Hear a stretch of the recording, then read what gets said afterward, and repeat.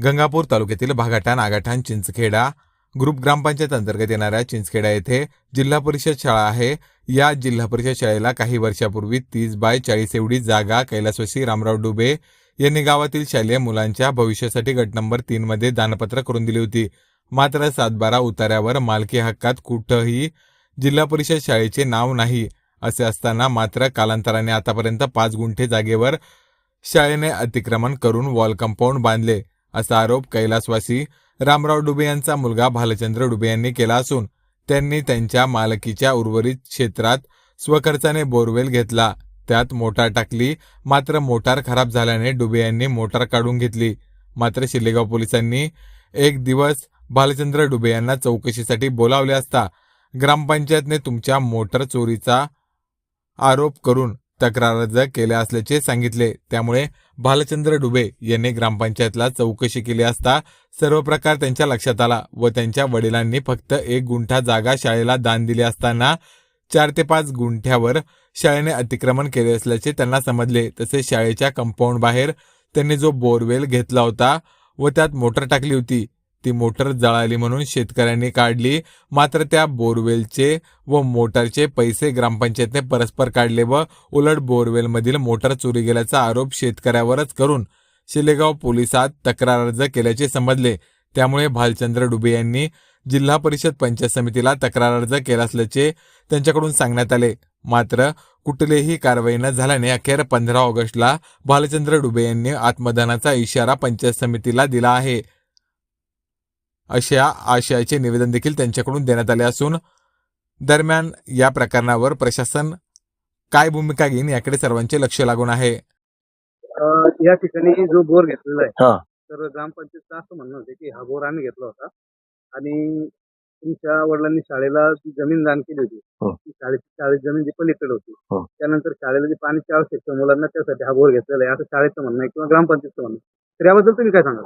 आमचं म्हणणं असं, शाळेवर या ना घनकचऱ्यासाठी जागा नाही घेतली तर यानं दानपत्र करून लिहून घेतलं रजिस्टर, आणि शाळेसाठी जागा घेतली असती तर फुकट घेतली असती का? हातोर यावर होईन काही शाळेसाठी?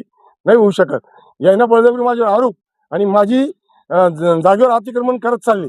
त्याने मुद्दे मला जेवढी दिली तेवढी मोजावी त्यांनी आणि मग मला, आणि जर कमी असेल माझ्यावर कारवाई करा, ही आमची इच्छा आहे। हे माझा मोटरचा फोटो आहे, माझ्या मोटरचं बिल आहे, मी बिल लागतो आणि मोटर माझी होती। याने खोटी कंप्लेंट माझ्यावर पोलीस स्टेशनला केली, कारण याने पैसे काढून खाल्ले ग्रामपंचायत सरपंच आणि ग्रामसेवक बाईनं, याने माझ्यावर आरोप करून राहिला। आता बरं ठीक आहे, तुमच्या वडिलांनी शाळेला जी जमीन दान दिली होती, जागा दिली होती, किती दिली होती? ती 33/40 देईल, त्यांच्याकडे जे बॉन्ड देऊ लिहून द्या मॅडमना, तो बॉन्डवर मला माहिती, मला याच्या पलीकडे माहित नाही माझ्या वडिलांना काय दिले हे मला नाही, माझ्या सातबारावर काही नाही याच्याशी।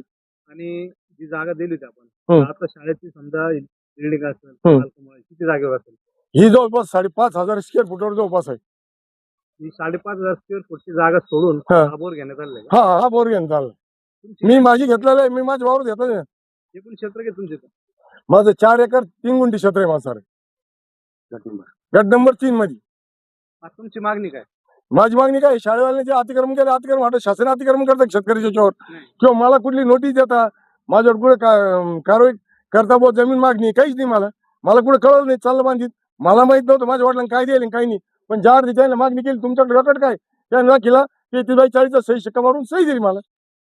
नंबर 8 आहे त्या जागेचा? त्याने नाही दिला, मी अर्ज केला त्याने, पण त्याने नंबर 8 मला काय दिला नाही। बॉन्ड आहे म्हणे आमच्याकडे। बॉन्ड दिला तुम्हाला? हा बॉन्ड दिला त्याने, सही शिक्का मारून दिला बॉन्ड ग्रामपंचायत। हा मग या ठिकाणी आता तुमची मागणी जी होती, तुम्ही आत्मदानाचा इशारा दिला होता, तर त्याबद्दल काय सांगाल? नाही, आत्मदान करणार नाही, याने माझं अतिक्रमण हटवा, मला जो त्रास घडवून राहिला हा तो त्रास बंद व्हायला पाहिजे। किती तारीख दिली आपण आत्मदान? 15 ऑगस्ट दिली।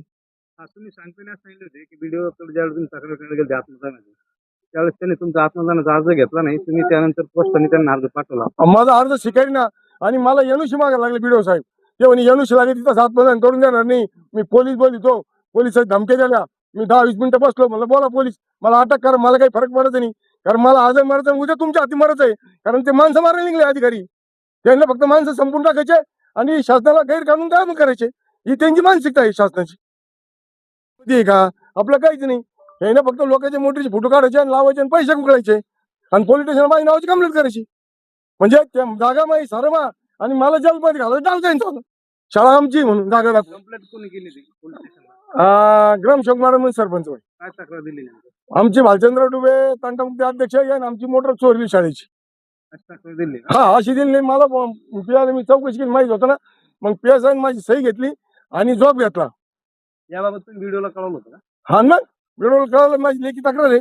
आज 4 महिन्यापूर्वी मी तक्रार देऊ राहिलो का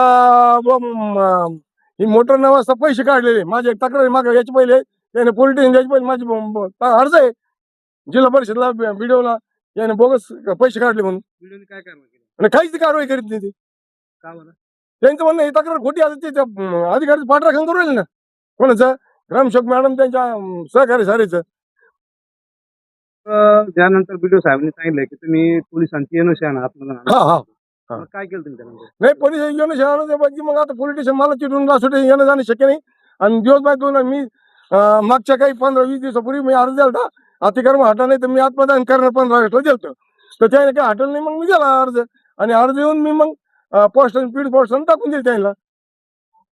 आणखी काय म्हणले व्हिडिओ? तक्रार राहत्या मी खोट्या तक्रार माझ्या गुन्हे दाखल करा.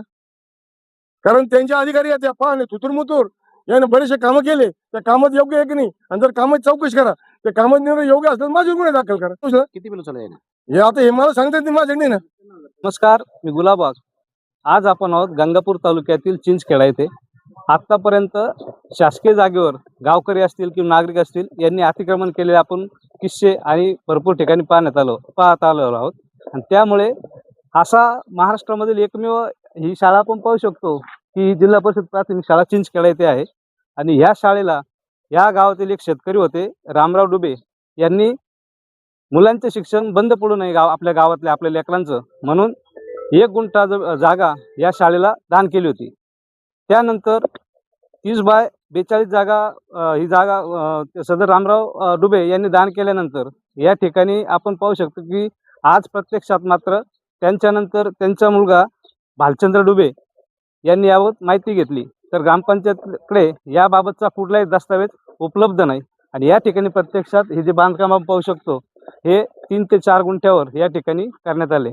अशाच प्रकारे म्हणजेच या ठिकाणी जिल्हा परिषदने सदर शेतकऱ्याच्या शेत जमिनीवर अतिक्रमण केलेले आपण पाहू शकतो. यावरती आपण आता पुन्हा एकदा पाहू शकतो की वॉल कंपाऊंड संपल्यानंतर या ठिकाणी या शेतकऱ्याची ह्याच गट नंबर मधली जमीन आहे त्यामध्ये एक बोर घेतलेला आहे. आणि त्या बोरमध्ये मोटर टाकून ग्रामपंचायतने हा बोर जो घेतला हा भालचंद्र डुबे यांनी घेतला आहे असा त्यांचे म्हणणे शेतकऱ्याचे. मात्र ग्रामपंचायतने या ठिकाणी या बोरमधून मोटर टाकली आणि या शाळेला पाणी पुरवठा केला विद्यार्थ्यांना असे ग्रामपंचायतचे म्हणणे आहे. आणि त्या शेतकऱ्याचे म्हणणे आहे की या बोरमध्ये जी मोटर आहे ती मोटर मी टाकली त्यांच्याकडे तसे बिलही आहे आणि ते शेतकऱ्यांनी ते बिलही पेड केलेलं आहे. यानंतर ग्रामपंचायत व ग्रामविकास अधिकारी यांनी शिल्लेगाव पोलीस ठाण्यामध्ये सदर शेतकऱ्याच्या विरुद्ध मोटर चोरली असा गुन्हा दाखल केला आहे अशी माहिती सदर शेतकऱ्यांनी आम्हाला दिली आहे आणि असा आरोप केला आहे. मात्र याबाबत सत्यता जाणून घेण्यासाठी ग्रामविकास अधिकारी यांच्याशी संपर्क साधण्याचे आपण संपर्क साधला होता. मात्र त्यांनी संपर्काला आपले प्रत्युत्तर दिले नाही. याबाबत उद्या किंवा 2 दिवसामध्ये काय खरी परिस्थिती हे आपल्याला नक्की कळेलच. मी गुलाबाग, छत्रपती संभाजीनगर.